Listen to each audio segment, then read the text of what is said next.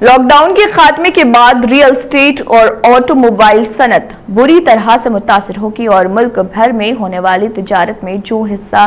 ان دو شعبوں کا ہوا کرتا تھا اس میں بھاری گراوٹ ریکارڈ کی جائے گی، کیونکہ لاک ڈاؤن کے خاتمے کے بعد شہریوں کی ترجیحات میں تبدیلی آ جائے گی اور ان کی ترجیحات میں ریئل اسٹیٹ شعبہ اور آٹو موبائل شعبے کی اہمیت میں نمایاں کمی ریکارڈ کی جائے گی۔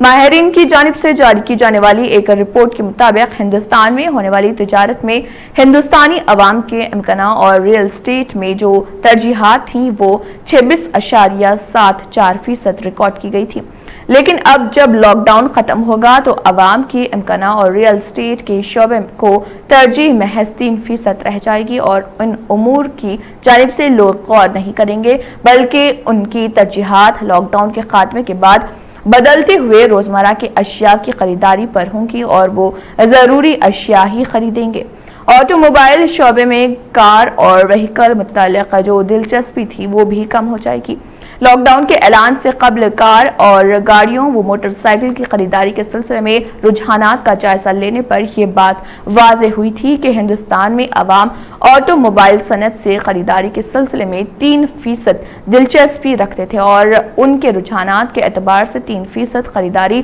اس صنعت میں کی جاتی تھی، لیکن اب جب لاک ڈاؤن کا خاتمہ ہوگا تو اس کے بعد آٹو موبائل صنعت کو بھی بھاری نقصانات کا سامنا کرنا پڑے گا، کیونکہ ماہرین کا کہنا ہے کہ ہندوستان میں لاک ڈاؤن کے خاتمے کے بعد جو حالات پیدا ہوں گے ان حالات میں آٹو موبائل صنعت پر توجہ دینے والوں کا فیصد محض 0.64 رہ جائے گا۔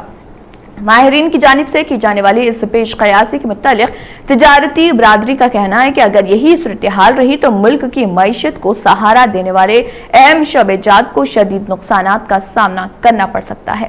اور ان نقصانات کی پابجائی کے لیے ریاستی اور مرکزی حکومتوں کی جانب سے خصوصی پیکج کی فراہمی کے لیے اعلانات کے ساتھ ساتھ شہریوں کی قوت خرید میں اضافے کے اقدامات کرنے چاہیے، کیونکہ لاک ڈاؤن کے بعد کاروباری نظریات کے ساتھ ساتھ صارفین کے نظریات میں بھی تبدیلی نمایاں ہوتی چلی جائے گی اور ان حالات میں صارفین کی ترجیحات تبدیل ہونے کے بعد اسے سمجھنے کے لیے صنعت کاروں اور تاجرین کو 1 برس سے زیادہ کا وقت درکار ہوگا اور اس مدت میں کئی تجارتی اداروں اور صنعتوں کو بھاری نقصانات کا سامنا کرنا پڑے گا۔